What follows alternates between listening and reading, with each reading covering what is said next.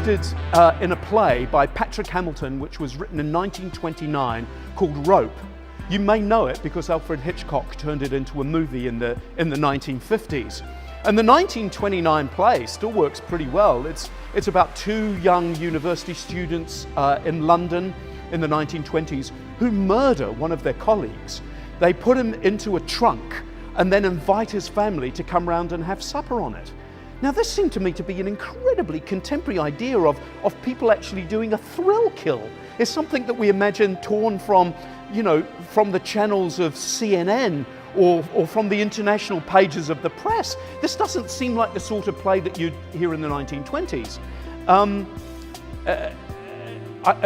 The reason it came back on our radar is that recently we got some of the material from the Arts Centre out.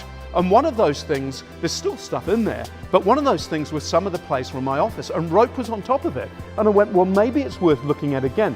So I gave it to our wonderful literary manager, Alison Horsley, who's here tonight. And Horsley read it and said, yeah, it's great, the mechanism's good, it's exciting, but there's a drawback. I said, what's that? Well, it's a cast of 10, and I think there's 3 women in the play. There's 2 women in the play. Alison's telling me now, either that or she's just ordering, either that or she thinks the evening's going badly, or she's ordering 2 pints of lager, one or the other. There's 2 women in the play, and I think this is a Texas phrase, because Alison's from Texas. She said they're bloody idiots. They're 1920s stock theatrical characters. One character comes in, she says hello. She's got about 2 lines. She goes into another room and stays there to the end of the play when she comes out again. And the only function she has in the play is that she might come out at a time when the body's being taken from the trunk, or there's some sort of shenanigans going on. And we went, right, okay, well, that's a real shame. It's at that point that Alison noticed that the play was out of copyright, which means you can actually do anything you like with it. And so we went, well, what if we, rather than have this male-dominated play, what about if we turn all of the principal characters into women? And I thought, then we went, oh, hang on, 2 women getting together and murdering somebody.